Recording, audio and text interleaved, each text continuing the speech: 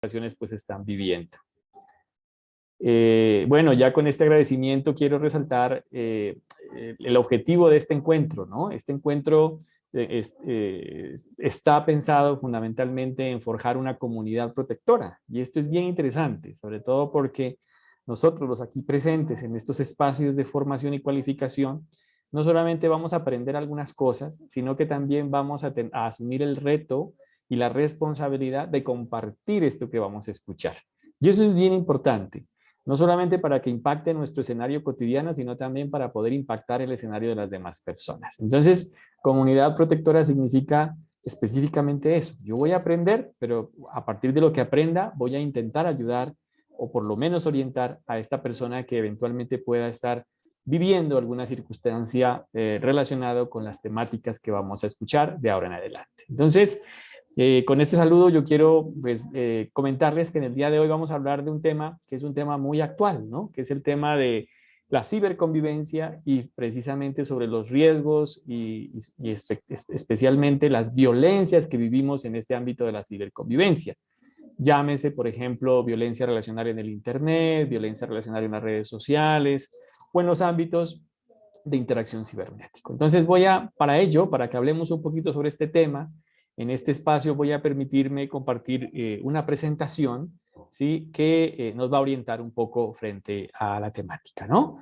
¿Me confirma, por favor, si se mira y está observándose claramente? Sí, profe. Vale, perfecto. Vamos a hablar un poquito sobre lo que es el ciberacoso y el ciberbullying y vamos a intentar, a la luz de estos elementos que la ciencia y las investigaciones nos han venido perfilando, hablar sobre qué podemos hacer para prevenir la aparición y, si es el caso, para poder intervenirla cuando ya se ha presentado, ¿no?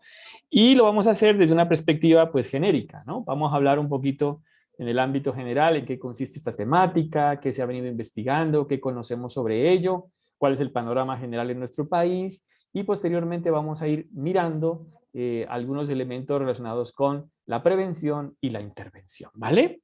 Entonces, inicialmente yo quiero que ustedes miren esta diapositiva para que empecemos a hacer una especie de concertación local, ¿no? Vamos a partir de lo general hacia lo local. Vamos a empezar a entender que para enero del 2021 de este año, estas cifras son fresquitas de este año, ¿sí? Ya se reconoce que más de la mitad de las personas que actualmente vivimos en el planeta estamos ya abocados a la interacción a nivel de la interacción virtual, ¿no? A través de diferentes mecanismos, ¿no?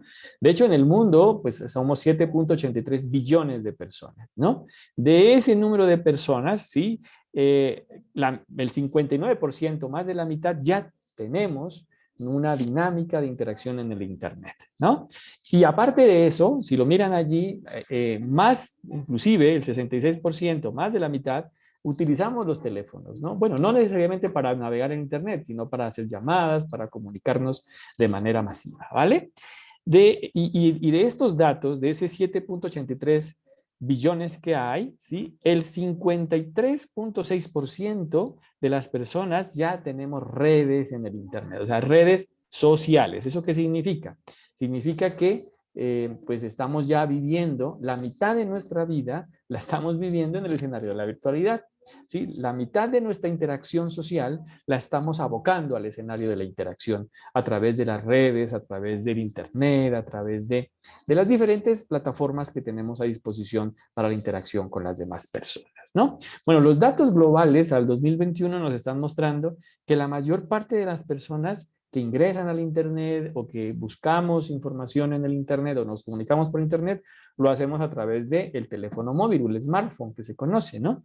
Y obviamente este es uno de los instrumentos de mayor compra, de mayor uso, de mayor, pues obviamente, consumo a nivel de la interacción en el ámbito de las redes y el Internet, ¿no? De hecho, se reconoce que el 53.6% de la población en el mundo, ¿sí? Ya poseen, ¿sí? Uno o varios teléfonos, ¿no?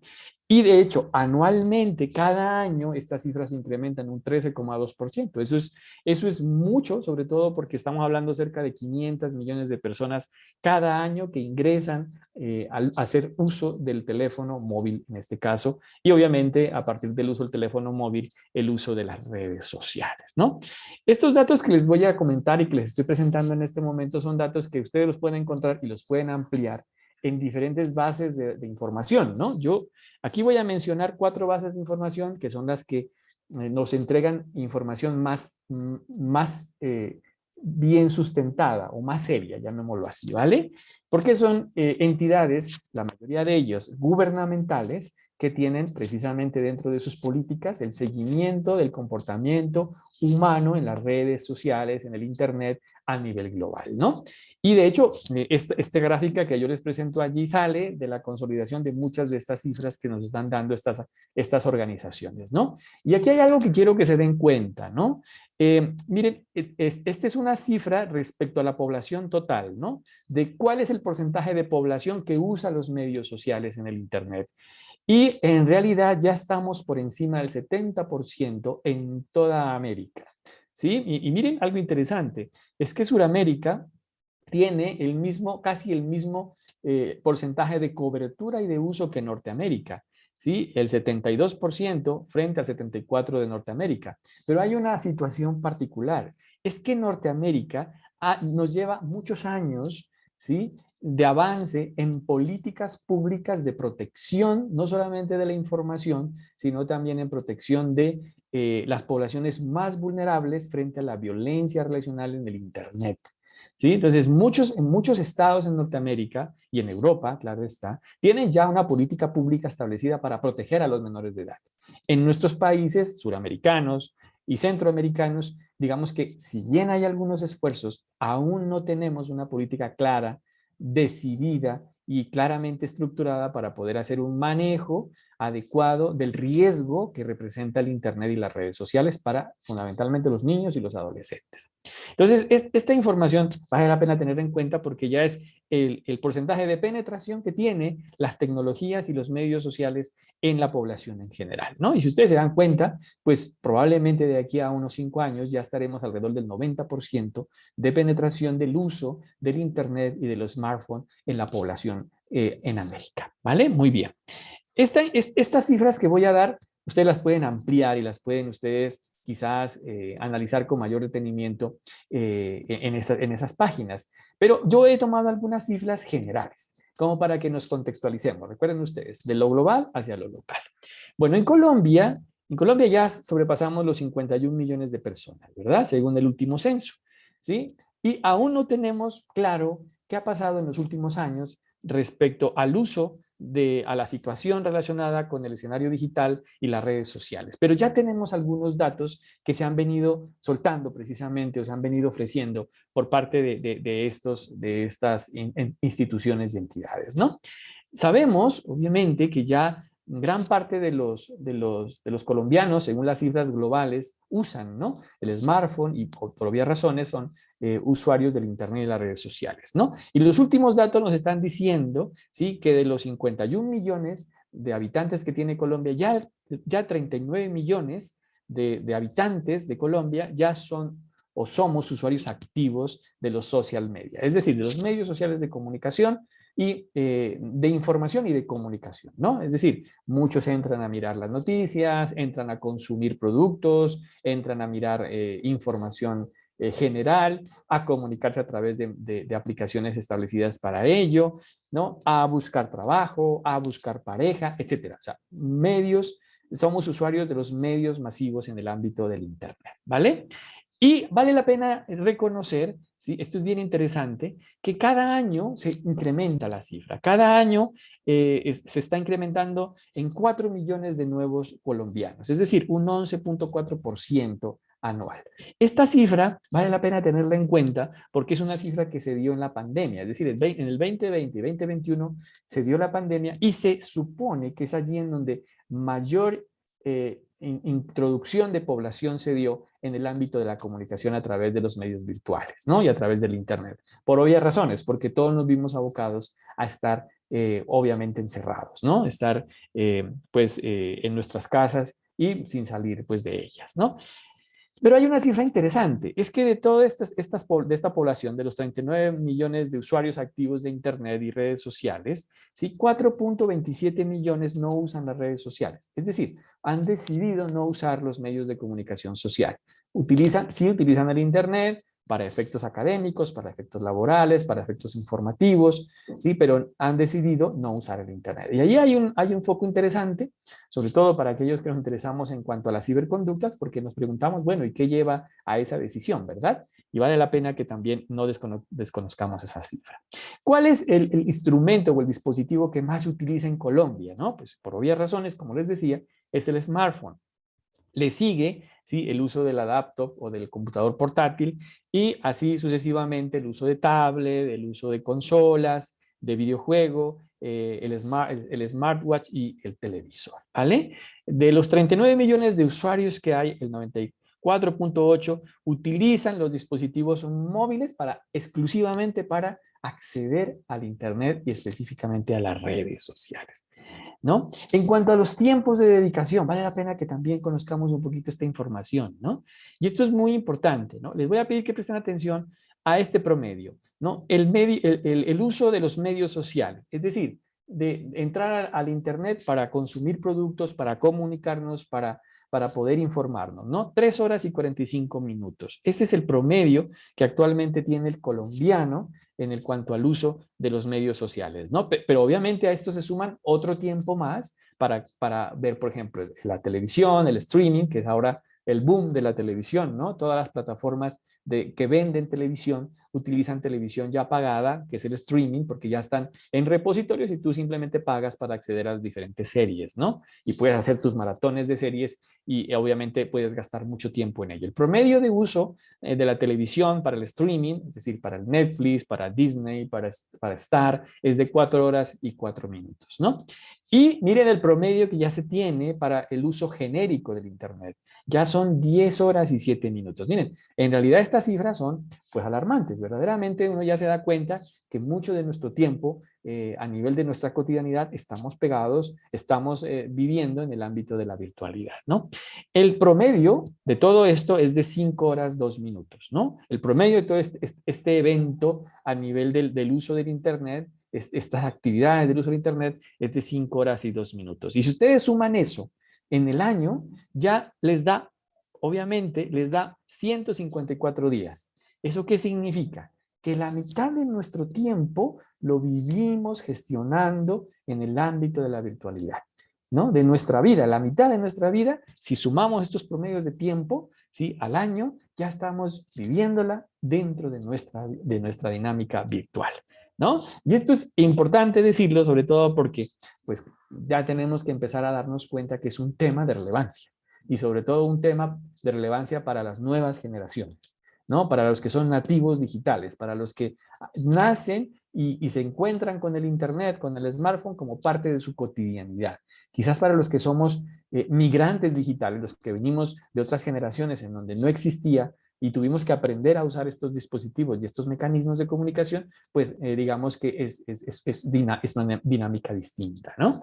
Bueno, aquí tenemos dentro de este ejercicio también les quiero presentar las plataformas que más se usan en Colombia, ¿no? Y en Colombia las plataformas que más se usan, las 5 primeras son, pues en su orden, YouTube, Facebook, WhatsApp, Instagram y Facebook Messenger, ¿no? Pero no están tan lejos, Twitter, TikTok, Pinterest, no están tan lejos, ¿no? De hecho, se utilizan muchísimo, ¿no? Y un dato interesante es que la mayor parte, el 99.9% de las personas, ¿sí?, que participaron de esta encuesta reconocen que uno de los motivos para entrar a las plataformas es interactuar a través de mensajería y conocer nuevas personas y poder ampliar la perspectiva a nivel de interacción con los demás, ¿no? Esto es muy importante, sobre todo porque ya nos damos cuenta, claro está, con estas cifras que nuestra interacción a nivel de las plataformas virtuales pues es parte de nuestro desarrollo social. Esto es muy importante. Otro dato interesante que quiero que ustedes resalten en este diálogo es que el promedio de cuentas que tiene el colombiano es de 10 cuentas. ¿no? Y este es un número muy elevado en comparación en Latinoamérica, ¿sí? Es uno de los números más elevados que hay, ¿no? De toda la información que yo les mostraba al inicio, ¿no? El promedio en Latinoamérica es de 8.5 cuentas, ¿no? Nosotros estamos por encima del promedio. Es decir, entre email, entre perfiles de redes sociales, entre usuarios de plataformas de streaming, ¿no? Tenemos 10 cuentas en promedio el colombiano. Eso es mucho, sobre todo porque nuestra información está siendo distribuida en diferentes escenarios de la interacción a nivel de la virtualidad, ¿vale? Otra cosa interesante que vale la pena que reconozcamos en este primer vistazo genérico del comportamiento del colombiano en el ámbito del Internet y las redes sociales es que quien usa más las redes sociales y los social media, los medios masivos a nivel de la virtualidad, los medios sociales en la virtualidad, son las mujeres, ¿sí? Con un 51.4% en Colombia. Los hombres lo usan en un 48.6%. Pero hay algo bien interesante, es que en rangos de edad entre 18 y 24 años, 25 y 34 años, quien más usan las redes y los medios sociales de comunicación son los hombres. ¿Sí? Y esto es bien interesante porque pues, se puede ahí reconocer diferentes comportamientos, ¿no? ¿Sí? Uno de ellos tiene que ver precisamente con la búsqueda de empleo, otro tiene que ver con el marketing, con la venta de productos, otro tiene que ver precisamente con la búsqueda de pareja. Ese es un dato interesante que sale en las diferentes cifras y los cuestionarios que hemos venido desarrollando, ¿no? Y aquí les quiero hablar un poquito sobre las actividades que se despliegan en el Internet por parte del colombiano, ¿no? Bueno, la mayoría de los colombianos usamos los medios sociales para estar informados, para ver contenidos divertidos, para usar un tiempo, para pasar el tiempo libre, para comunicarnos, para chatear, para compartir videos, fotos, y bueno, y aquí hay otro resto de actividades que ustedes pues pueden también reconocer, ¿no? Investigar productos, expresar opiniones, conocer gente nueva, para el trabajo, ¿no?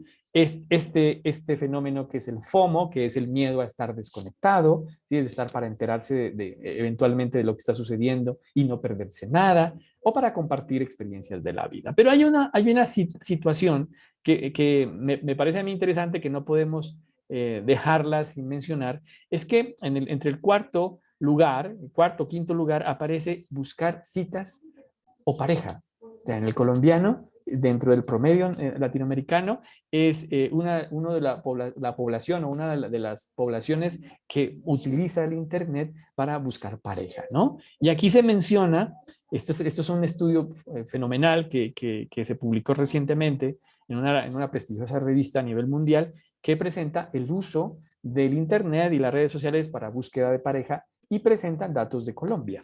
Y aquí, por ejemplo, encontramos que en Colombia, sí, la mayor parte de las personas que utilizan estas plataformas son los hombres, seguido pues obviamente por las mujeres, pero en estas plataformas, ¿no? Amor en línea, que es la que más se usa, Latin American Cupid, Colombian Cupid, Badoo, Facebook Parejas, Grindr y Tinder, ¿no? Son las que más se utilizan. Hay muchas más, pero estas son las que más se utilizan en nuestro país, ¿no? Otros daticos que vale la pena que tengamos en cuenta es que, pues realmente el comportamiento de protección del colombiano no es que sea tan deficiente, ¿sí? De verdad que se ha venido haciendo y se reconoce este dato como positivo, se tiene un cierto nivel de cuidado y autocuidado, ¿no? Casi la mitad de la población que navega en el Internet en Colombia se preocupa un poco por bloquear, por ejemplo, los spam o por bloquear estos cookies que roban información, ¿verdad? Y utilizan aplicaciones para ello, ¿verdad?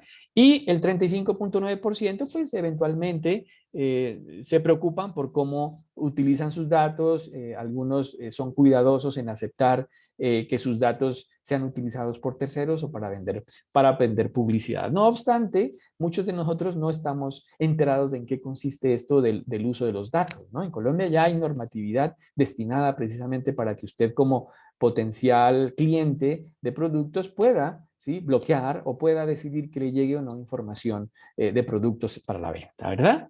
De hecho, pues la mayor parte, más de la mitad de los colombianos, pues tienen cuidado con sus navegadores y eventualmente borran los cookies de navegación, es decir, tratan como de ir limpiando de manera frecuente sus navegadores en el Internet, ¿vale? Esto es bien interesante, no obstante es un dato positivo, pero digamos que tiene que ver precisamente con el nivel de educación también que se están dando a nivel de nuestras generaciones, ¿no? Alguna cifra bastante preocupante que recientemente se publicó hace unos, bueno, estas son cifras de hace 3 años, pero ya han salido las nuevas cifras, es que cada vez más el Internet está entrando en la vida de los niños, ¿no? O podemos decirlo en términos contrarios. Los niños cada vez están haciendo un uso más temprano del Internet y de las redes sociales, ¿no? Pues a nivel general, a nivel de Latinoamérica, ¿sí? Se entiende que casi ya el 30% de los niños entre 9 y 10 años ya usan las redes sociales, ¿no? Se entiende también, estos datos han venido ya pues dándonos una mirada alarmante, es que ya más de la mitad de la población de los niños en el mundo, más del el 60% de niños entre 11 y 12 años, pues tienen por lo menos un perfil activo en el Internet, en cualquiera de las redes sociales. Y un dato preocupante es que en los niños de 9 a 16 años ya el 41% sí se comunica a través de mensajería instantánea, ¿no? O sea, ya casi la mitad de los niños entre 9 y 16 años, o bueno, 15 años si lo quieres llamar, ya utilizan de manera directa o de manera inevitable una aplicación para comunicarse con otra persona, ¿no? Esto obviamente nos está diciendo que ya nuestros niños cada vez más están usando asiduamente los medios de comunicación virtual, ¿no?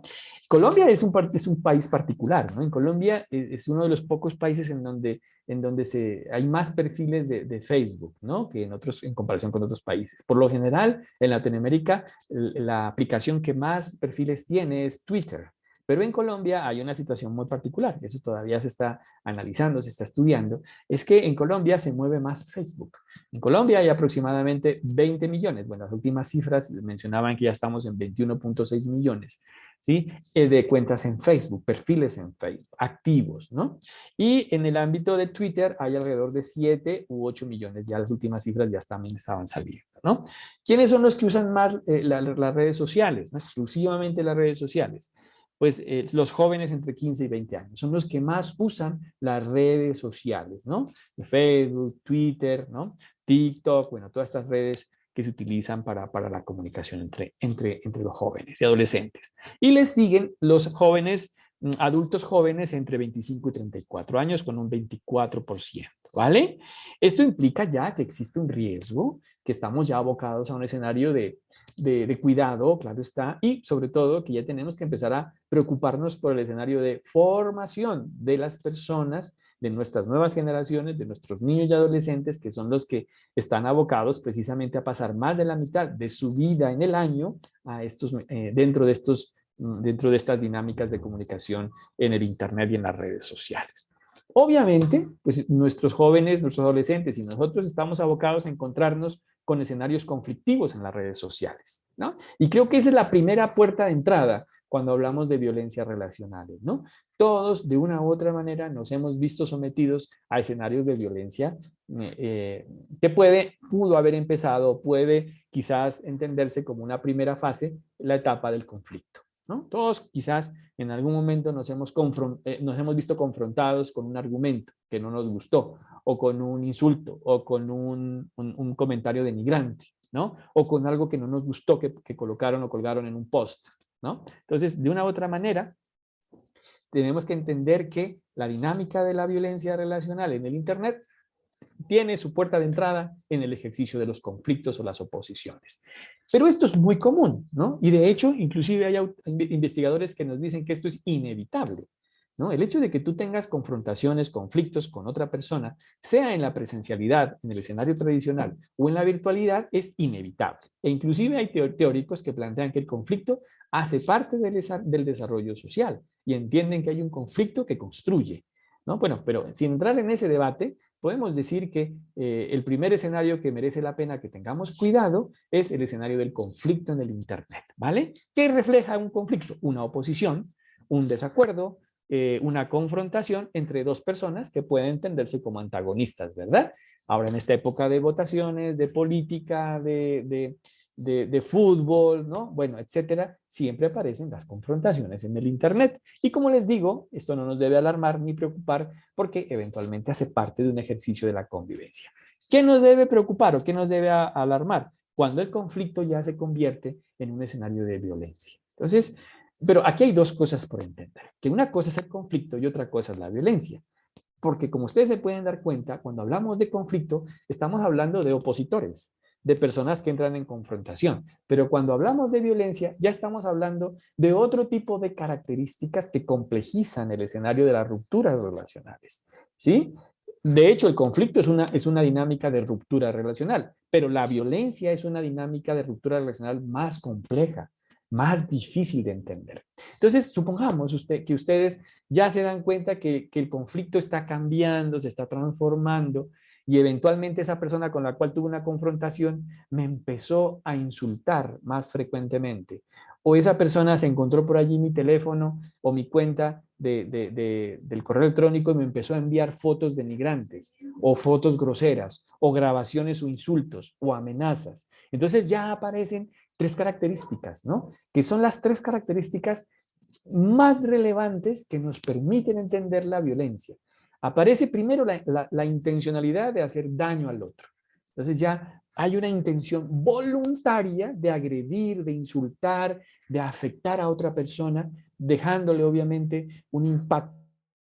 Y aparte de eso aparece una segunda característica, eventualmente puede aparecer, es que hay una repetición del daño, una sistematicidad en la agresión o en la intimidación, ¿sí? Y aparte de eso, ¿sí? Llega un momento en que tú te sientes ya una víctima, es decir, como que los recursos para defenderte no funcionan, como que ya estás preocupado, como que te duele mucho, como que ya estás teniendo miedo, pánico. Entonces, obviamente aparece una tercera característica, que es la más grave, que aparece un desbalance en la dinámica relacional del poder y tú te consolidas o te conviertes como una víctima. Entonces, cuando aparece esa connotación de víctima y agresor, pues ya estamos hablando de un escenario de violencia relacional compleja.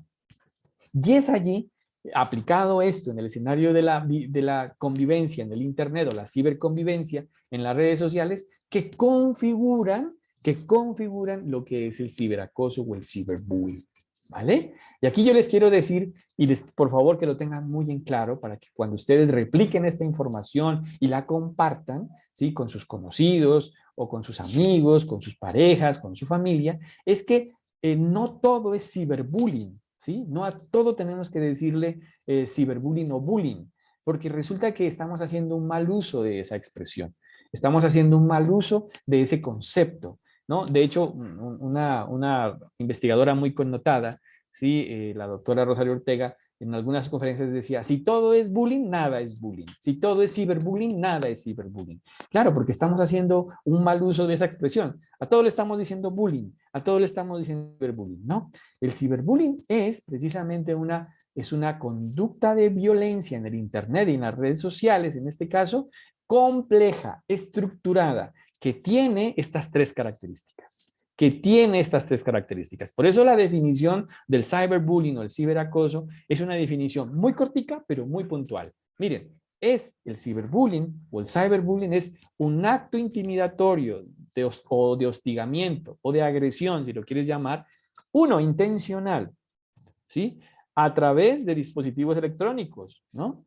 De manera continua, miren, ahí está la segunda característica, de manera continua o sistematizada, contra una persona, una víctima que no puede defenderse. Allí está la tercera característica, el desbalance de poder. Entonces, ¿es ciberbullying? ¿Es ciberacoso? Solamente si hay esas tres características, la intencionalidad, la continuidad y el desbalance de poder. Pero, profe, ¿qué pasa si no hay una de ellas? No es ciberbullying.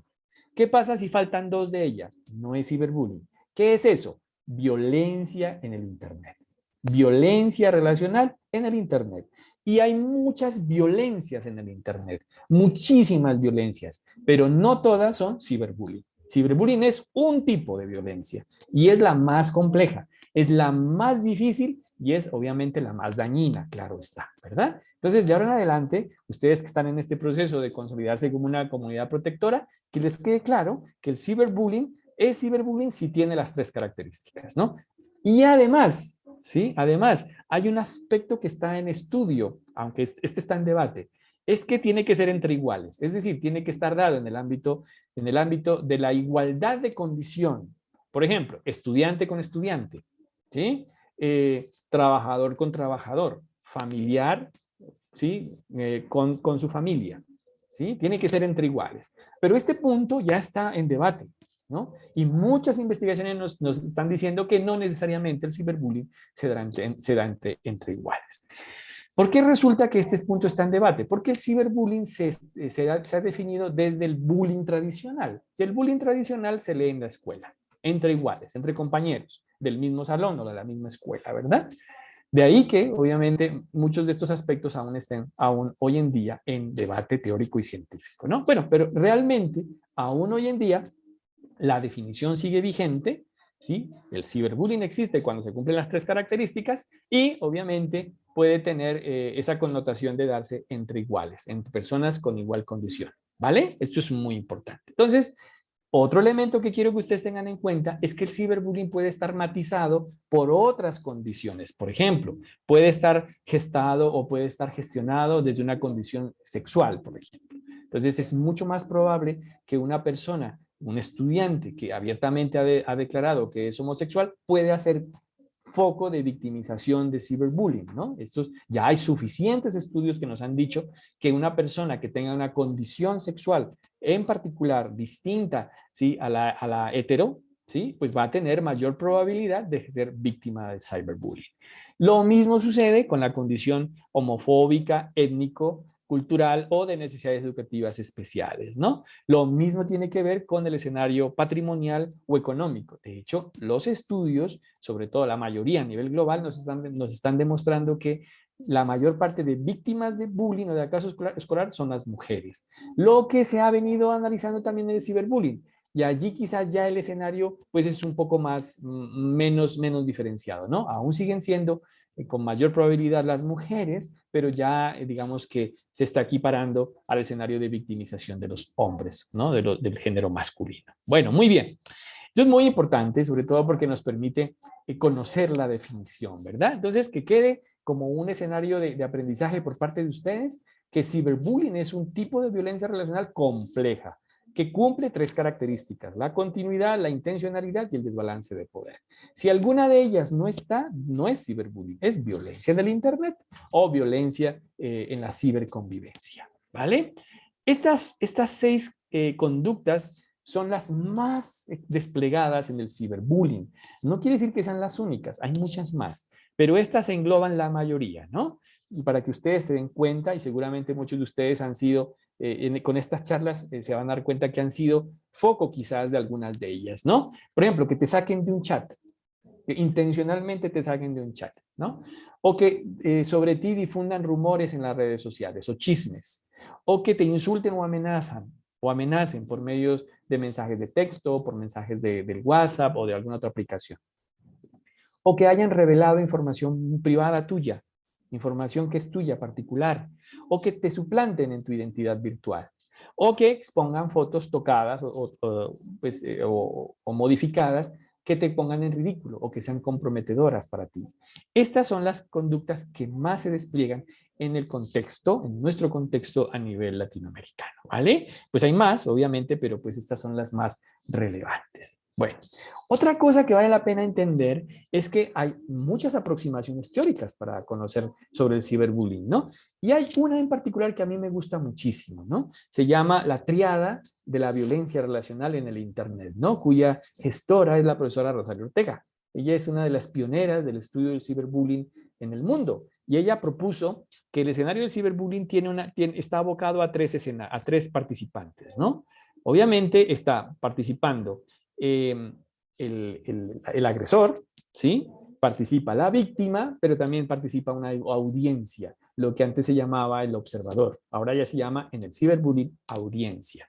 Todo esto en el marco del escenario de las redes sociales deja de ser un evento particular, un evento local, y se convierte en un evento público. Se convierte en un acto masivo de potenciales observadores. Y esto es muy importante porque resulta que el ciberbullying, ¿sí? Se da en un canal abierto. O sea, en cualquier momento te pueden insultar en las redes sociales, en cualquier lugar, en cualquier momento. Además, es continua. El insulto que suben sobre ti en las redes sociales ya queda para siempre. O sea, el escenario de la repetición se transforma en un escenario continuo y de hecho ya se ha cumplido ese criterio de continuidad, de repetición, ¿verdad? Y otra cosa que es muy preocupante es que la mayor parte de las agresiones, hostigamientos e intimidaciones en el ciberbullying se hace por personas con perfiles anónimos, es decir, son personas que se ocultan detrás de un perfil falso. Y esto obviamente, la mayoría, más de la mitad de los agresores son anónimos, ¿no? Y esto pues incrementa muchísimo ese sentimiento de indefensión, o sea, te sientes más vulnerable. Y por otra parte, puede eventualmente generar escenarios de pánico masivo, ¿no? O de mayor impacto. Por eso, la mayor parte de las investigaciones en el mundo nos están diciendo que es más dañino el cyberbullying que el bullying tradicional, ¿no? Y esto está comprobado ya. El ciberbullying hace más daño porque está allí, siempre en tu bolsillo, en el smartphone, ¿sí? Queda allí en tu mente, ¿no? Es que me insultaron y ese mensaje no se va a borrar, está allí circulando, por más que tú lo quites de tu perfil, eso está allí, ¿sí? Y ya está circulando. Esa foto comprometedora, ese Photoshop que me hicieron, ese meme que me hicieron, está allí. O sea, eso ya genera paso a paso, va minando, te va desgastando y te va generando un daño mucho más complejo, mucho más difícil que el mismo acoso o bullying tradicional. Bueno, aquí ya nos queda para hablar un poquito sobre esos retos que tenemos nosotros, ¿sí? No solamente retos para los psicólogos, sino también retos para los padres de familia, retos para los educadores, para los licenciados, para los profesores, retos para nosotros como sociedad, como ciudadanía. Tenemos muchos retos, sobre todo porque ese panorama que yo les acabé de explicar, ¿no? Desde estos datos generales, muy a grosso modo explicados, ¿sí? Y obviamente desde esta referencia a nivel teórica muy general también, pues nos queda un reto grande, ¿no? Que es intentar prevenir que nuestras nuevas generaciones pues no entren en este escenario de la violencia compleja, ¿no? Seguramente, ¿sí? No vamos a poder evitar que tengan conflictos. Seguramente no vamos a poder evitar que se enfrenten a algunas ciberconductas de riesgo, ¿sí? Hay muchas ciberconductas de riesgo, ¿no? Por ejemplo, el ciberstalking, ¿no? O sea, que te estén persiguiendo, te estén acosando por internet.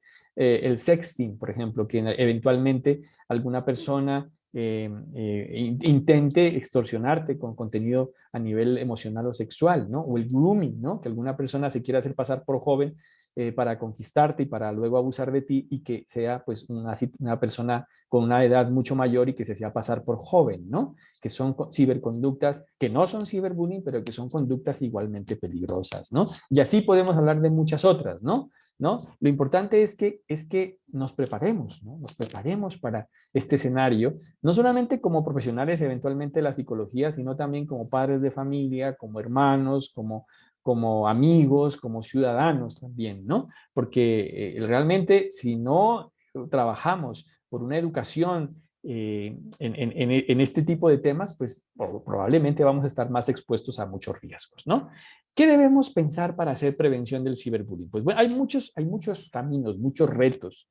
De hecho, en Colombia hemos venido avanzando con la normatividad, la ley 1620 ha venido avanzando un poco, ¿no? A nivel de Latinoamérica, países como Chile, países como Brasil, países como México, sí, como Argentina, ya tienen unas políticas claras sobre la prevención del cyberbullying. Recientemente nosotros aquí en Colombia, sí, publicamos un protocolo de atención y prevención para el cyberbullying o ciberbullying para los colegios, ¿no? Es un trabajo que hicimos un grupo de expertos con el Ministerio de Educación, liderados por la doctora María Clara Cuevas, y a partir de allí se sacó un protocolo de atención y prevención del cyberbullying para los colegios. Pero bueno, aún nos falta mucho, ¿no? Nos falta avanzar más, nos falta ponernos de acuerdo en muchos escenarios, empezando por ponernos de acuerdo en la definición, por darla a conocer, por cada vez más empoderarla, por conocerla y poderla aplicar y poderla también prevenir.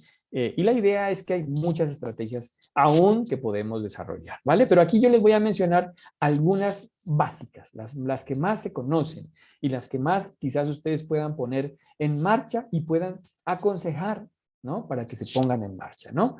Lo primero, el primer paso para prevenir el ciberacoso es proteger mi información personal, ¿no? Hay un fenómeno que se ha venido configurando que es el fenómeno de la extimidad. ¿Qué es la extimidad? Es hacer, ¿sí?, de la información íntima una información pública, ¿no? Y muchos de nosotros, sin querer queriendo, quizás con la intencionalidad de expresar nuestra alegría, ¿sí?, sacamos mucha información que es íntima al escenario externo. Eso se llama extimidad. Entonces, mucho cuidado con eso, ¿no?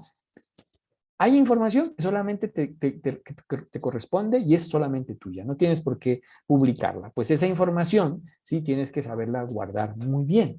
¿Sí? Y esto es muy importante porque muchas veces uno está publicando, por ejemplo, qué enfermedad tiene, ¿sí? O cuando se va de viaje y deja la casa sin cuidador, ¿no? O con la intencionalidad de demostrar que tiene, ¿sí? Eventualmente, pues, ofrece los datos de sus cuentas de ahorro o de sus cuentas tarjetas de crédito. Entonces, esa información a veces se va filtrando o por lo menos abres una ventana para los hackers para que entren a tu información. Esto es muy importante, ¿vale? Sí, que lo tengas en cuenta, ¿no? Si agregas mucha información a tus perfiles de las redes sociales, pues estás dándole información eventualmente a esa persona que luego te va a atacar, ¿no? Y esto es muy importante.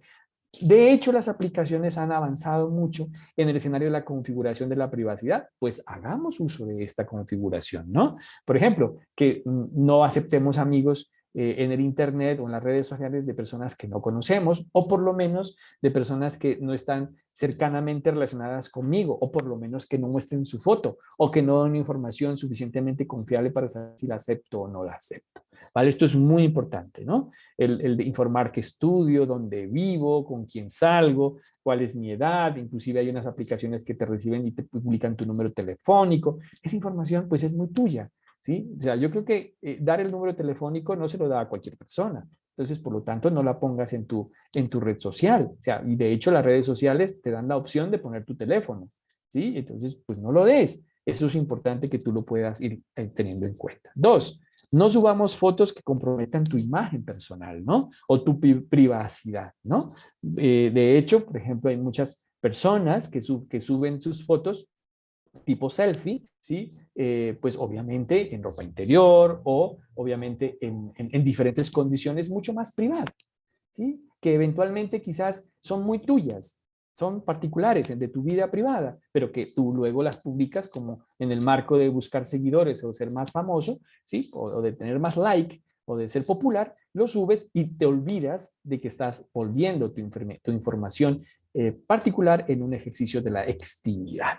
¿Sí? Por otra parte, ¿sí? También si tú decides pues subir tus fotos personales, pues bueno, entonces pon un filtro para quien pueda o no ver esas fotos, que es otra alternativa que tú tienes si no quieres renunciar a subir tus fotos personales o íntimas, ¿vale? Entonces, que las vean solamente tus amigos o que las vean solamente personas que tú autorices, ¿vale? Esto es muy importante. Así estás previniendo posibles situaciones relacionadas con el cyberbullying. Tercero, mucha atención. Pues obviamente no hacer citas a ciegas en el Internet, ¿sí? O encontrarte personas a través de citas en el Internet sin tener en cuenta los cuidados correspondientes, ¿vale? Esto es muy importante, sobre todo porque hoy en día estamos abocados a un fenómeno que se llama el grooming. El grooming es una ciberconducta de riesgo que consiste, como yo les decía, en el engaño pederasta.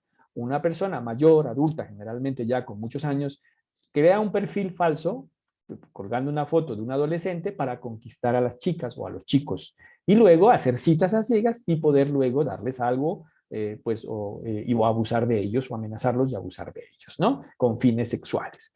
Entonces, esto es muy importante, sobre todo porque en Colombia, bueno, afortunadamente hoy en día ya estos reportes se han venido regularizando, ¿sí? Por el tema de la educación en competencias digitales, pero aún hoy en día se siguen recogiendo información sobre abusos que se han presentado desde el grooming, ¿no? Cuarto, no utilices tu webcam, ¿sí? Para contactarte con personas desconocidas. Es más, ¿sí? Protege tu cámara del laptop. Cuando tú tengas tu cámara o tu laptop en tu habitación, por ejemplo, o tengas la posibilidad de conectarte en tus espacios más privados, pues tapa con un adhesivo la cámara. Sí, porque puede ser que tú no actives tu cámara, pero hoy en día hay muchos malware que activan sin que tú te des cuenta tu cámara, ¿sí? De tu laptop o de tu celular, ¿sí? Para poder captar imágenes o para poder filmarte, quizás en connotaciones o en situaciones pues comprometedoras. Entonces, no utilices, no le des permiso a todas las aplicaciones para que accedan a tu cámara, ¿sí? Si acaso necesitas utilizar una aplicación para autorizar tu cámara, pues sé muy cuidadoso y que sea de confianza. Nunca compartas tus claves. Obviamente, tus contraseñas son muy tuyas. Hoy en día tenemos muchas aplicaciones para guardarlas, ¿sí? Y de hecho, pues es muy importante que tú frecuentemente también las actualices y las cambies, ¿no? Si alguien te envía un mensaje que te asusta o genera dudas o que se hace pasar por un familiar o trata de enganchar tu clic, piénsalo dos veces, ¿no? Sobre todo porque muchas veces los hackers o las personas que quieren empezar a generar conductas de ciberriesgo hacia ti, utilizan la fachada de ser familiar. Entonces eso es muy importante, que tú antes de aceptar cualquier tipo de invitación de un supuesto familiar o abrir cualquier archivo de un supuesto familiar, preguntes primero a través de una llamada o a través de un mensaje dirigido hacia ese contacto que tú ya tienes previamente conocido, ¿no? Oye, hace poco se divulgó una modalidad de estafa que era que se hacían pasar por un familiar tuyo y te pedían dinero, ¿sí? Con la excusa de que estaban o estaban lejos o los habían robado o estaban fuera del país o que te habían enviado un paquete, ¿no? Entonces te mandaban un archivo y ese archivo lo único que hacía era robarte información, era un hacker y te robaban tu información, secuestraban tu información y luego terminaban vaciándote tus cuentas o endeudándote, ¿no? Muy importante que lo tengas muy en cuenta. Séptimo, no ofendas o te burles de alguien. O sea, pues obviamente si tú quieres que te respeten y que no te amenace, pues no lo hagas. Piensa dos veces, ¿no? Convertirse en agresor es muy fácil, ¿sí? Convertirse en agresor es lo más fácil, entre ellas, ¿no? Porque pues es solamente intentar burlarse de todos, ¿no? Insultar a todos, amenazar a todos con la intencionalidad, pues puede ser de ser popular o de ser un influencer activo, ¿no? Pero si tú quieres que te traten con respeto, que te traten con igualdad de condiciones, con dignidad, respetando tus derechos humanos, pues obviamente no hagas lo contrario. Esto es un ejercicio muy básico de convivencia en el ciberespacio, ¿no?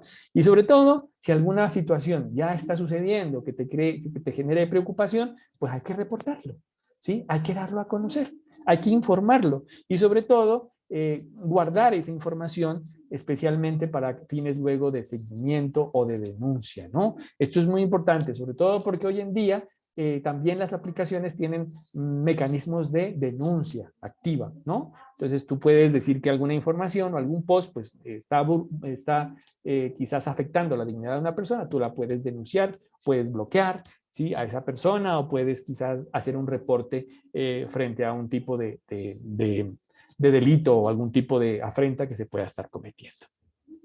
Ahora, ¿qué pasa si ya soy víctima o estoy siendo víctima de ciberbullying? Pues bueno, esto ya implica otros procedimientos y aquí yo voy a mencionar brevemente algunos de ellos para que usted tenga en cuenta qué se debe hacer en el caso de que yo ya me doy cuenta que estoy siendo víctima de cyberbullying. Es decir, intencionalmente me están haciendo daño, sistemáticamente me están repitiendo la agresión o la intimidación y aparte de eso yo he intentado hacer muchas cosas y no ha parado. Sigo, ya estoy siendo una víctima porque me siento mal, ya no puedo dormir, se me disparó la angustia, la ansiedad, quizás se me incrementó los niveles de depresión, ¿sí? Y estoy viviendo pánico, ¿no? Entonces, cuando yo me doy cuenta de eso, obviamente hay que entender que hay que empezar a hacer un escenario ya de intervención o de abordaje en primera instancia. Bueno, primero, buscar ayuda. ¿Sí? Este tipo de procesos y de situaciones relacionadas con el cyberbullying no se deben manejar calladitos o solos. No, esto tiene que manejarse con el apoyo de alguien. ¿De quién? Pues inicialmente de una persona de confianza. Puede ser tu papá, tu mamá, tu mejor amigo, tu mejor amiga, pero no con la intención de quedarse calladitos, ¿no? Este tipo de violencias complejas se mantienen por el silencio, ¿sí? Se incrementan por el silencio y aparte de eso, están abocadas a un escenario de dominio. Entonces, si tú te quedas calladito, estás avalando el dominio de una persona que generalmente a veces no conoces, que te está agrediendo. Entonces hay que romper ese círculo de silencio, hay que romper ese circuito de dominio y sumisión y hay que confiar esto con una persona. Pero una vez que tú hagas comentes esta situación, reportes esta situación, pues hay que dar un primer paso, es buscar ayuda con un organismo o entidad que te pueda orientar, ¿no? Entonces allí quizás, por ejemplo, los colegios ya tienen establecidos sus comités de convivencia que pueden hacer ya un seguimiento. ¿sí? O de hecho, ya hay mecanismos, más adelante vamos a mencionarlos brevemente, de denuncia virtual, los CAI virtuales, en los cuales tú puedes hacer tu denuncia, ¿sí? Si eres víctima, o si sospechas que está pasando con algún familiar, puedes hacer la denuncia de manera anónima. Entonces, no podemos decir ya que no tengamos mecanismos para la denuncia. La tenemos y tenemos que hacer uso de ellas cuando se necesite y en el momento que se necesite. No podemos esperar ni quedarnos callados. Segundo, cuando eres víctima de cyberbullying, pues bueno, cambia tus perfiles, cambia tus contraseñas, dale un mayor refuerzo al escenario de la seguridad, ¿sí? 3, revisa la privacidad de los contenidos que tú has publicado. Siempre yo les digo, cuando ustedes sienten que están siendo potencialmente víctimas de cyberbullying, bueno, revisemos las publicaciones que hemos hecho y quitemos aquellas que consideramos que revelan mayor información personal. Ese es un paso de autoprotección y tenemos que hacerlo y tenemos todo el derecho y el deber de hacerlo. ¿Sí? Porque a veces nosotros publicamos muchas cosas y dentro de esas publicaciones a veces estamos develando mucha información personal. Es decir, estamos volviendo extimidad nuestra intimidad, como les decía hace poco, ¿verdad? Cuarto, si ya tenemos, ¿sí? He sido abocados a mensajes insultantes, denigrantes, guarden esos mensajes. Abran una carpeta, guarden esos mensajes, pero no para estarse flagelando constantemente, no, como una prueba eventual de un proceso de seguimiento ya de manera jurídica o en un escenario más jurídico, ¿verdad? Sobre todo porque esa captura de pantallas, esa captura de mensajes, esos posts, a veces uno lo que quiere hacer es borrarlos, pero antes de borrarlos, guárdelos. Antes de eliminar eso de su perfil, guárdelos. Haga un pantallazo y guárdelos porque eventualmente eso puede servirte como una prueba frente a un proceso ya jurídico. Quinto, después de guardar la información, pues bueno, vamos a intentar bloquear al agresor por los mecanismos que las aplicaciones nos ofrezcan. Y si ya no es posible desde allí, muchas veces yo les he dicho a los jóvenes, pues bueno, vamos a tener que abrir una cuenta en otro perfil y anular ese que se tenía, ¿no? O sea, buscar mecanismos que nos permitan salir de ese circuito de la agresión en la cual somos víctimas, ¿vale?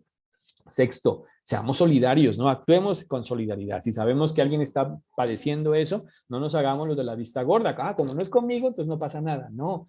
En este escenario, del escenario del ciberbullying, hay que ser muy empáticos, hay que ser muy prosociales. Y si tú conoces a alguna persona que está viviendo o padeciendo este flagelo, no te quedes callado. Hay que actuar en pro de su defensa. Y esto es importante, sobre todo porque podemos hablar con sus amigos, podemos fortalecer un círculo de respaldo, de apoyo, o inclusive podríamos a través de esta persona convencerla para que busque ayuda con sus papás o con un adulto o con un profesor, ¿vale? Y si el ciberacoso, como séptimo punto, ocurre en las redes sociales, pues vamos a reportarlo a través de los mecanismos y dispositivos que en el país ya están establecidos para esto, ¿no? Ya hablaremos un poco sobre ello. Una recomendación y no menos importante es que ojalá muchos de nosotros utilicemos sistemas de control. Pueden ser control parental o control escolar, ¿no? Sobre todo cuando tenemos hermanitos pequeños o tenemos niños pequeños en la casa, yo siempre les sugiero, busquemos bajar por lo menos un adblock para que pues por lo menos nuestros pequeños no tengan acceso a páginas que pueden tener un contenido pues sensible, ¿no?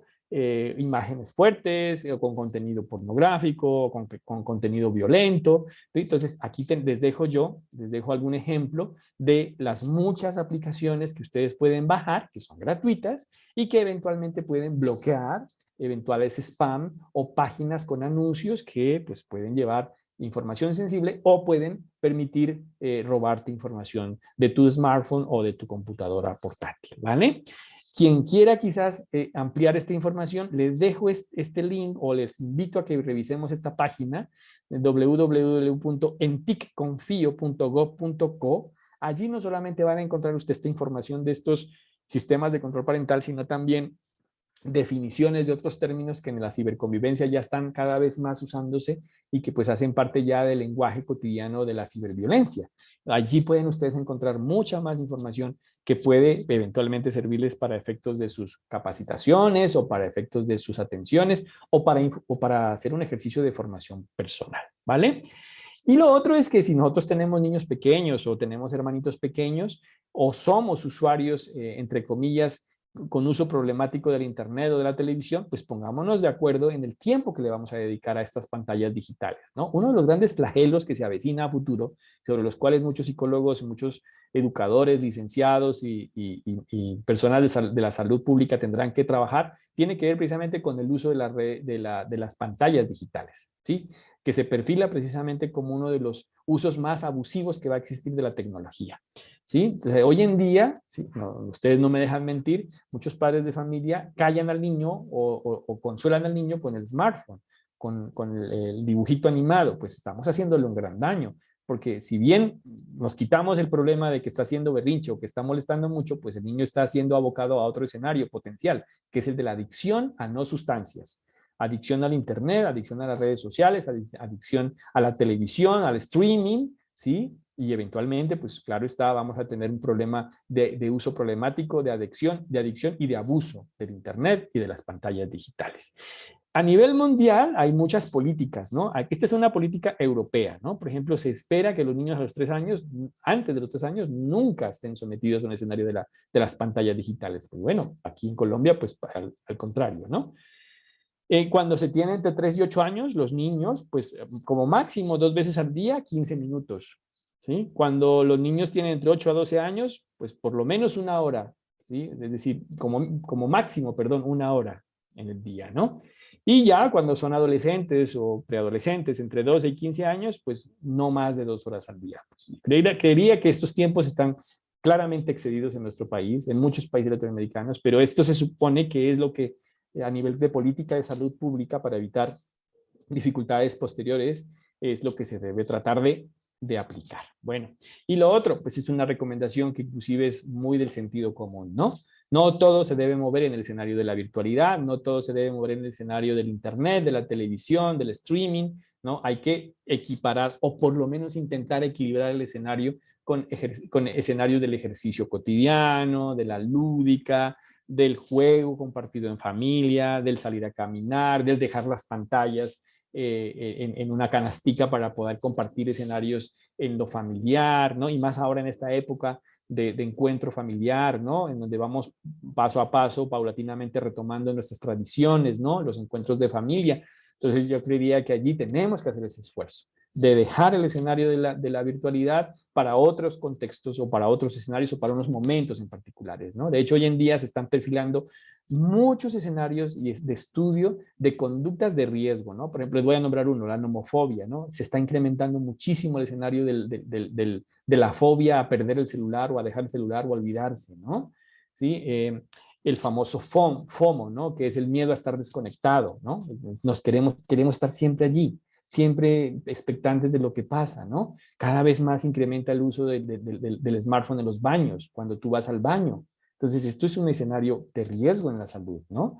Entonces, cada vez más los jóvenes están utilizando pues el smartphone para cualquier connotación comunicativa y esto está llevando precisamente al FUBING, es decir, a excluir a otras personas en la interacción del contacto cara a cara. O sea, te reúnes con un amigo, pero te la pasas chateando por el smartphone. Entonces, cada vez más esto se está mirando y se está incrementando como una ciberconducta de riesgo. Bueno, y en general, pues esta información quizás les va a venir muy bien. Hay mecanismos ya para la denuncia, ¿no? Por ejemplo, ustedes pueden entrar a la página de teprotejo.org y ahí pueden hacer una denuncia, ¿sí? Anónima o con nombre si quieren, eventualmente cualquier tipo de situación de cyberbullying. O pueden llamar a la línea 141 del ICBF cuando pues, el implicado es un menor de edad. Entonces también se puede hacer allí, se puede recibir tanto orientación como también se puede hacer la denuncia en particular, ¿no? O pues si ya ves que hay una connotación más de tipo complejo, delictivo, por ejemplo, que está determinada por una situación de orden sexual o de una connotación a nivel identitario, de género, ¿no? Entonces puedes tú también optar, por ejemplo, hablar con un CAI virtual. Aquí en nuestro sector hay CAI virtual también, que puedes tú ponerlo a tu favor, porque puedes hacer la denuncia particular o hablar directamente a la línea 122 de la Fiscalía. Entonces ahí también te van a atender y te van a recibir la denuncia. Y eventualmente también, pues, si trabajamos o estamos inmersos en el ámbito escolar, hacer uso de la ruta que nos plantea la Ley 1620 del 2013 respecto a qué hacer cuando se presenta un asunto de tipo 2 o tipo 3 de alteración de la convivencia escolar que incluye el cyberbullying. Pues bueno, yo les quería compartir brevemente esta reflexión, espero que haya sido pues muy ilustrativa, haya tenido una información pues clara y que haya pues en el caso de este ejercicio de la comunidad protectora pues aclarado algunas dudas y quizás orientado un poco más frente a qué podríamos hacer para prevenir el cyberbullying y qué se puede hacer cuando ya estamos abocados a un escenario específico de ciberacoso, cyberbullying con nuestra juventud. Muchas gracias a ustedes, muy amables. Quedo atento a sus inquietudes o preguntas. Bueno, en ese momento le agradecemos al profe Mauricio Herrera por habernos acompañado y vamos a dar paso a lo que serían las preguntas. Si en tal caso alguien tiene alguna pregunta, le solicitamos que por favor levante la mano para poderle dar acceso al micrófono.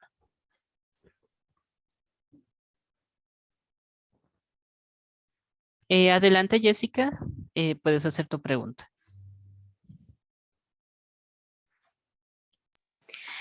Buenas tardes, profe Mauricio. Buenas tardes, Juan Pablo, y con todos los asistentes.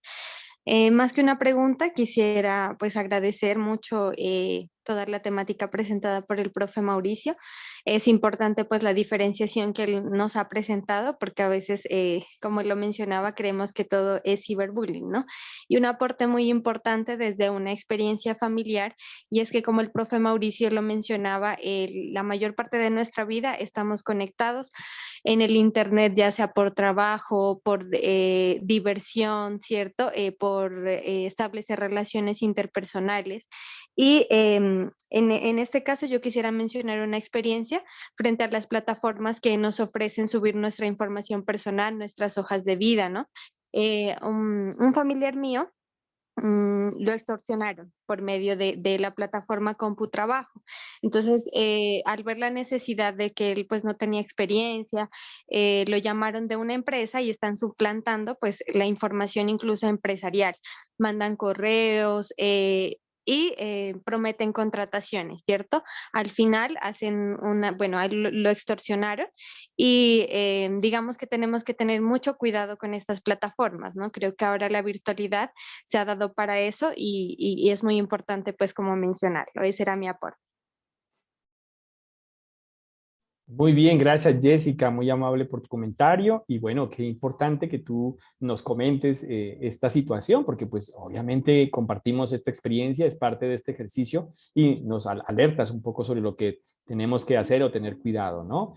En realidad, y es una información que yo les quiero dar de manera muy concreta, nuestra información es recurso y dinero para las plataformas, o sea, nuestra vida personal, nuestra información personal, ¿sí? Es parte de un escenario de la globalización. Cada vez que tú le das clic a una noticia, es seguro que te va a aparecer una oferta de compra, ¿no? O un producto, ¿no? Eso significa que tu vida en el Internet está siendo comercializada. Entonces, cada vez que tú abres una plataforma o abres una cuenta a nivel de correo electrónico o que buscas un producto con tu cuenta de Google, ¿no? Esa información a través de inteligencia artificial se va organizando y te van llegando ofertas y te van obviamente cautivando, ¿no? No sé si les ha pasado a ustedes que cuando uno busca un producto, por ejemplo, un viaje, luego entra a su red social y allá aparecen ofertas de viaje. Entonces, todo esto está encadenado, ¿no? Y esto que nos comenta Jessica es muy cierto, ¿no? A veces este tipo de plataformas o de hackers se aprovechan de nuestras necesidades y nuestras afugias, de nuestras angustias y terminan captando nuestra información y muchas veces uno termina dando la información muy particular a personas que pues, realmente tienen toda la intención de extorsionarte y de sacarte dinero. Muchas gracias, Jessica. A usted, profe, muchas gracias. Bueno, ¿alguien más? ¿Alguna otra pregunta? Si sienta el caso, desean hacer alguna pregunta y no se les dificulta activar el micrófono, pueden escribirla en el chat y nosotros ya nos encargaremos de leerla. Un mensaje final que les quiero dejar a ustedes y que espero que me ayuden a replicar es que el Internet no es malo, ¿no? O sea, en realidad, el Internet, las plataformas, las tecnologías no son malas, ¿no? Lo que, entre comillas, podríamos decir es malo es el uso y la finalidad con las cuales las usamos, ¿verdad? ¿no? De hecho, son una gran herramienta, ¿no? Nos han abierto la ventana hacia el mundo, nos han facilitado muchas cosas, pero pues obviamente en esa medida también nos exige prepararnos y educarnos. ¿Cómo se llama esto? Se llama educación en competencias digitales, ¿no? Y de hecho ya las nuevas generaciones, y sobre todo los niños, ¿sí? Tienen que aprender muchas competencias digitales para, obviamente, no creer todo lo que se les publica, no creer todo lo que leen, ¿sí? No aceptar a cualquier persona. Y de hecho, tenemos que esforzarnos en educar y aportar en esa educación digital de nuestras nuevas generaciones, ¿no? Los niños aprenden antes que hablar a mover el dedo en la pantalla, ¿no? Y esto ya nos está demostrando de que ahí tenemos que educar y tenemos que formar. Y obviamente, ¿de qué depende eso? Pues, claro está, de nuestra formación, de nuestro ejemplo, ¿sí? Pero también de las herramientas que les demos para que ellos puedan vivir y convivir en este escenario del ciberespacio, ¿no? Estamos abocados a noticias falsas, estamos abocados a pensamientos ya, a ideologías radicales, estamos abocados precisamente a una banalización de la vida, es decir, la vida medida en el número de productos que tienes o en los recursos que tú dispones. Entonces, y de hecho, hay fenómenos que las ciencias sociales computacionales han venido estudiando, como por ejemplo el escenario de los influenciadores vacíos. O sea, hay muchos influencers que no enseñan nada, al contrario, ¿sí? Están mal educando a las generaciones. Entonces, todos esos son fenómenos que han surgido de la ciberconvivencia y que necesitamos contrarrestar. Y otro fenómeno, les digo así en términos generales, que se llama los núcleos de identidad vacía, es decir, por ejemplo, cada vez más en el Internet hay nazis radicales, hay segmentaristas radicales, ¿no? Hay ciberodio agrupado. Entonces, estos núcleos generalmente en Europa y en Estados Unidos son los que promueven las masacres, como la que hubo recientemente. Esta persona tenía un perfil, tenía un grupo que se manifestaba abiertamente de ultraderecha. Entonces, este tipo de cosas existen en el Internet y de hecho se están contrarrestando con núcleos y semillas de verdad. Bueno, hay muchas estrategias que se están poniendo en práctica desde las ciencias sociales computacionales, pero no han sido suficientes. ¿Qué se necesita? Educación desde los circuitos o los círculos básicos del desarrollo emocional, la familia, los amigos más cercanos, digamos, la misma escuela, los mismos profesores, los mismos orientadores. Allí necesitamos trabajar fuertemente para educar a nuestras nuevas generaciones, precisamente para que no caigan en estos extremismos, en estos radicalismos que en el Internet circulan constantemente, ¿no? Así que les dejo ese mensaje y los invito a que sigamos adelante informándonos, que le prestemos atención a este tema, que no creamos lo primero que leamos, que verifiquemos la información, que seamos prudentes, que consideremos a quien sufre, a quien está siendo víctima. A veces es divertido reírse de un compañero y de hacerle memes, pero el daño que dejamos en Internet es verdaderamente complejo. Stephanie, te escucho. Bueno, buenas tardes, profe Mauricio. Bueno, primero que todo agradecerle por esta explicación que para mí fue bastante clara y bueno, entiendo que todo esto implica pues un trabajo suyo que por lo cual nosotros ya lo conocemos, que es bueno, tiene un bagaje enorme, pero sin embargo sí me causa la duda que bueno, frente a los contextos escolares que muchos de nosotros que estamos pues bueno, frente al camino de la psicología, podemos estar ahí, ¿quiénes serían los principales actores para prevenir este ciberbullying?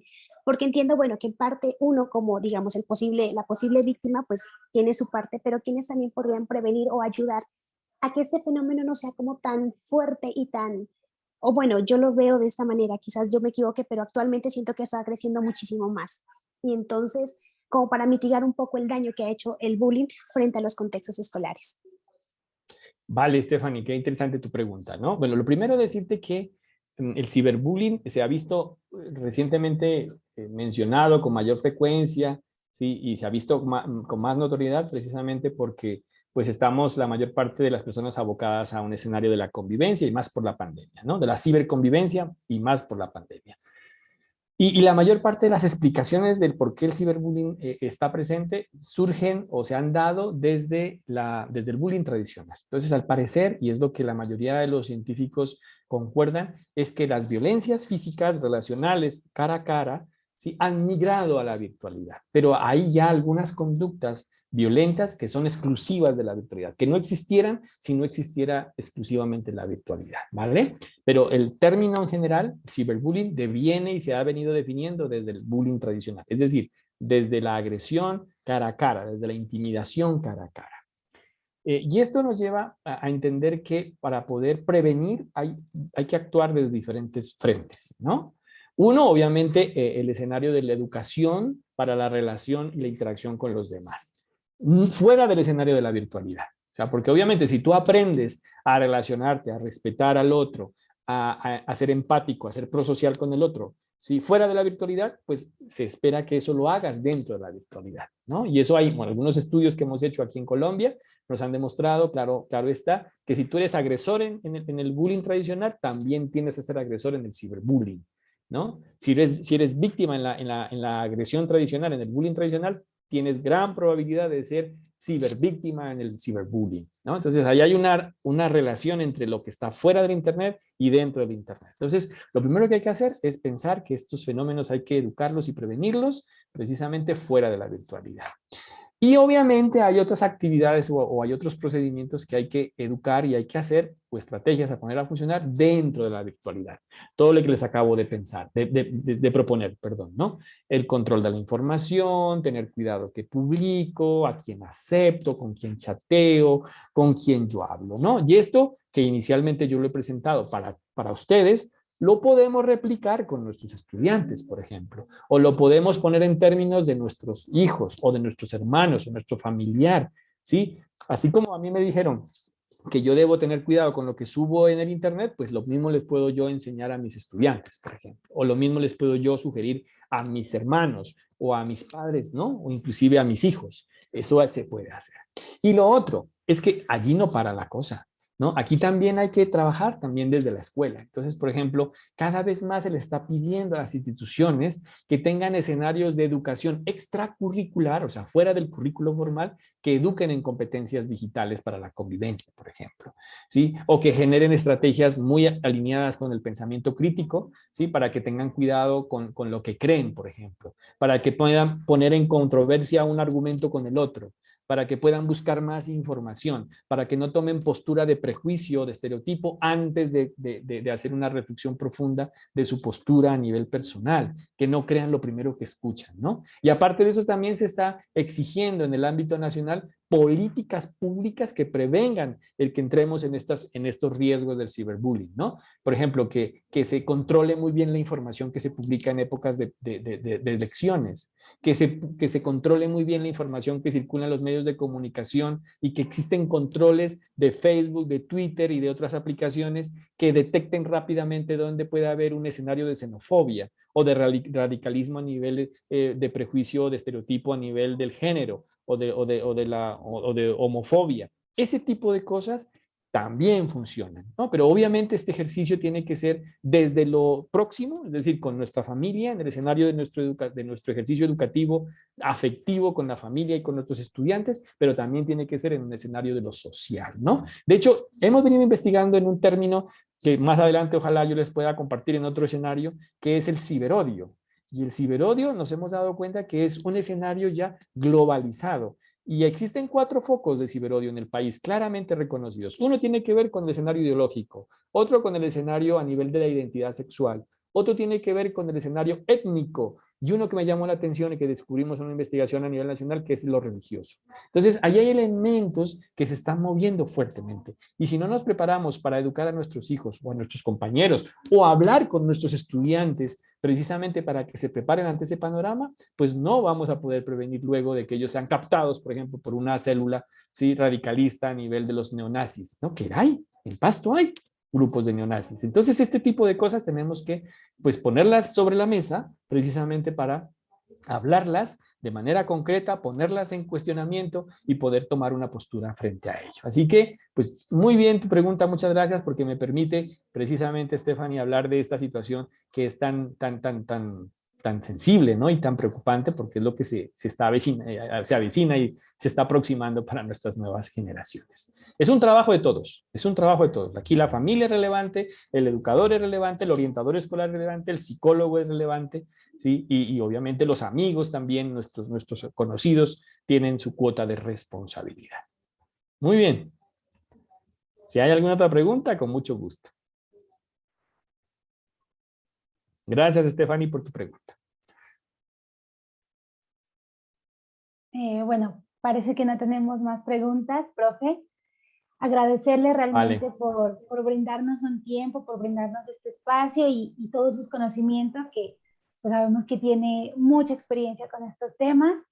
También me parece que fue muy valioso el hecho de que no solamente se centrara en la parte de ciberbullying, sino que nos trajera como este contexto del uso de todos los dispositivos electrónicos, que en parte creo que viendo las estadísticas a veces hasta da un poco de temor, ¿no? El hecho de que usted decía, pasamos casi la mitad de los días en el año pues en estas redes sociales, utilizando los teléfonos.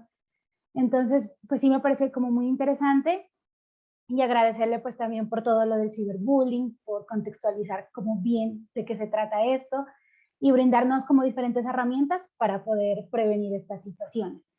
Entonces, pues muchas gracias de verdad por su tiempo y por esta intervención tan completa.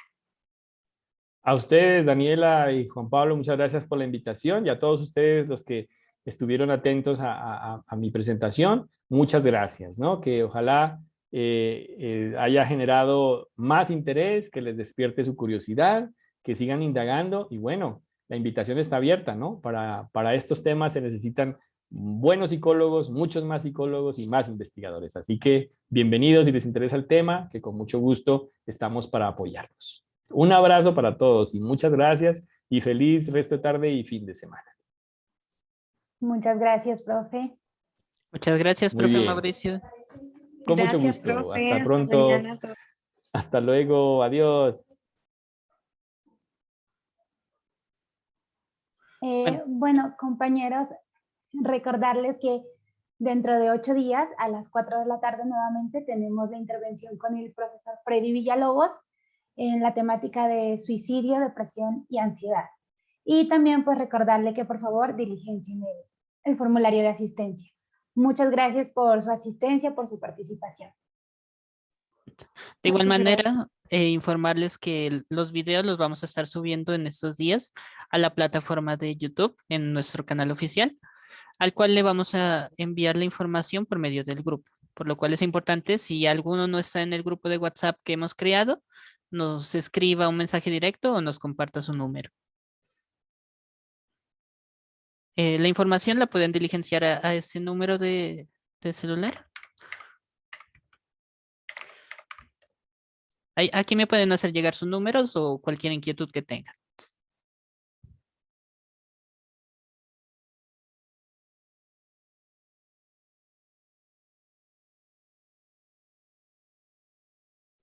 De nada, gracias a ustedes por asistir. Esperamos encontrarlos en la siguiente jornada, el día viernes, y les deseamos una feliz tarde.